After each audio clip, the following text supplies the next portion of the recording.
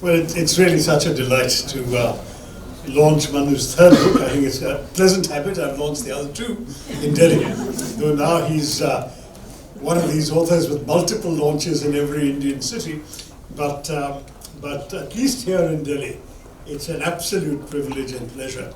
As many of you know, Manu and I worked very closely together, initially for a couple of years, and he went off to London, worked there, and then came back and bailed me out at a time of crisis when his successor had an accident.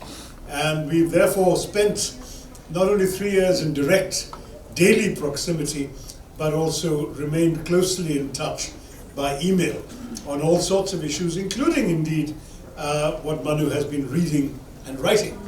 And he's too modest to send me all his columns, which is why I hadn't read every one of this book. But the book, I think, is more than just columns. There's a mixture of new writing, some slightly lengthier essays, and some of the shorter columns. So it's actually a delightful potpourri, which makes it that much more, I think, rewarding for those who've already read many of the columns themselves in the mint when they come out, and they usually have a good extra shelf life on the internet. There's stuff here that you haven't seen on the web yet, and I think it'll be very good to bear that in mind as you pick up a copy. Manu has wonderful qualities. I've known him to be a tremendous hard worker, and I think you can see that from the extraordinary rate of output.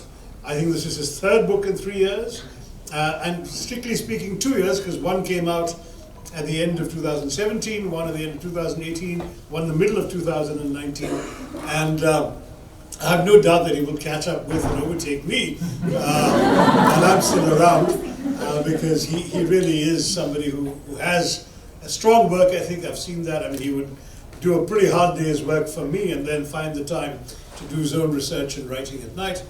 And I think this habit is going to make him not just a delight to read, but somebody who will give us a lot of different reasons for delight.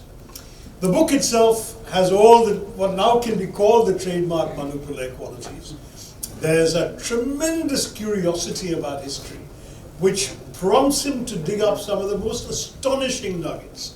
I mean, anyone who, like me and perhaps like others in this audience, cares enough about Indian history will know some of the things, because a lot of the things that we found interesting, he also finds interesting. But he manages to find details that, unless you really have gone into the depth of research he clearly has, you would never have known. And then even better, he brings them to life with an extraordinary narrative style.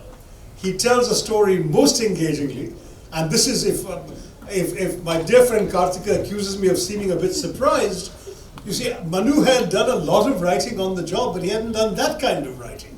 And when I sat down with the Ivory Throne, I was first of all intimidated by the length of it. I said, my God, what a doorstopper. I'm not going to be able to get through all of this before the book launch. Let's see, I'll start reading it, and then if necessary, I'll skim.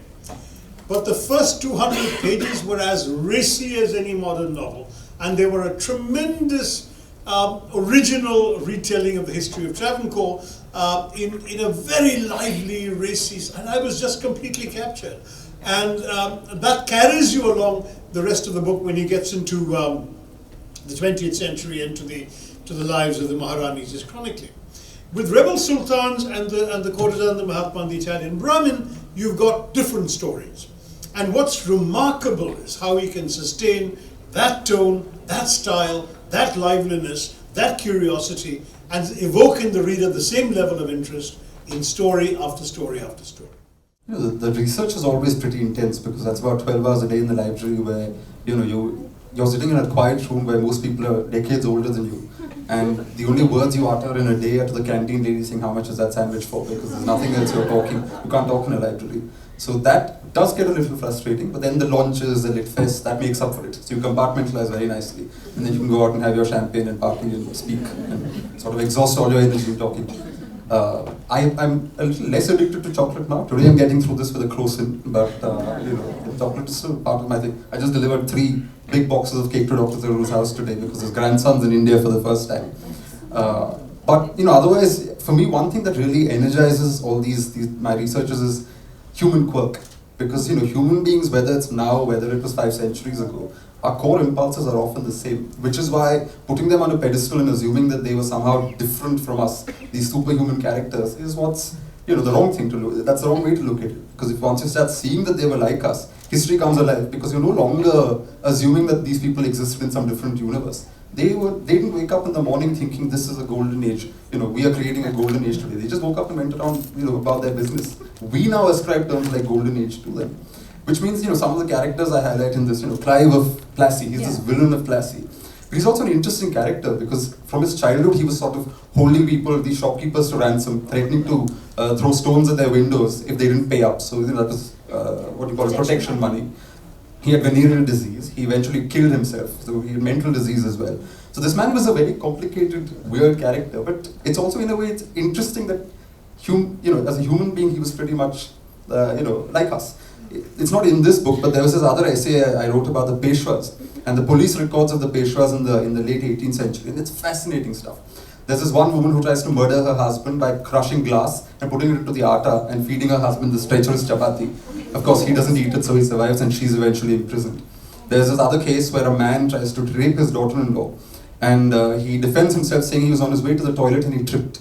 And the funny thing is, a few years ago in London, there was, I think, a Saudi diplomat who tried to rape somebody, and his defense was the exact same thing, that he was on his way to the toilet and he tripped. And I read this in the 18th century Courtesan records, and I was like, wow, this is, clearly our excuses also don't change with time. Yeah. Then, we assume that the Peshwas were these orthodox Brahmins who were sitting there chanting mantras all day. There was someone there who wore a rat skin shirt. There's a record of a rat skin shirt. There's a record of an elk skin, a pair of trousers. Who's wearing these peculiar garments? But the idea is that, they were experimenting, they were doing things. This notion that they were head of some pristine darbar that was purely Hindu in nature. Devendra Fadnavis was the current chief minister of Maharashtra. His surname is Persian. The title Peshwa, they were Brahmins, but their title was Persian. Because there's that much influence coming in from different places all the time. And that is what we should understand. Because this idea that culture is a rock we have to protect and put in a box and sort of enshrine somewhere, it's not true, because culture is breathing, it's constantly growing, it's organic.